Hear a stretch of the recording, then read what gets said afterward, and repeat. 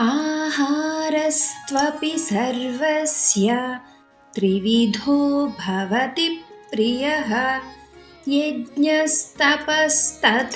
దానన్ తేషాం భేదమిమం శృణు.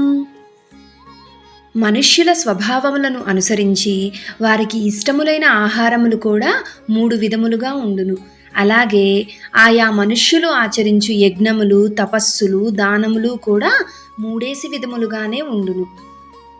మన శ్రద్ధ ఎలా ఉంది అన్నదాన్ని బట్టి మనం తీసుకునే ఆహారం ఉంటుంది, మనం ఆచరించే కర్మలు ఉంటాయి.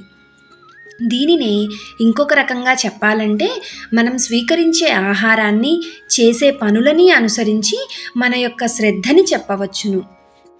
కానీ ఒక్క విషయం మనం గుర్తుంచుకోవాలి, సాత్వికము, రాజసము, తామసము అన్నవి పూర్తిగా విడివిడిగా ఉండవు.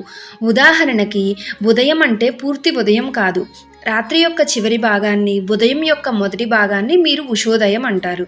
అదేవిధంగా ఉదయం యొక్క చివరి భాగాన్ని, మధ్యాహ్నం యొక్క మొదటి భాగాన్ని అపరాహ్నం అంటాము. మధ్యాహ్నం యొక్క చివరి భాగాన్ని, రాత్రి యొక్క మొదటి భాగాన్ని సాయంకాలం అంటాము. సాత్విక గుణం యొక్క చివరి భాగం రాజసికంగా ఉంటుంది, రాజస గుణం యొక్క చివరి భాగం తామసం వలె ఉంటుంది. కాబట్టి పూర్తి సాత్విక గుణం లేదా పూర్తి రాజస గుణం, పూర్తి తామస గుణం మనకు కనిపించవు.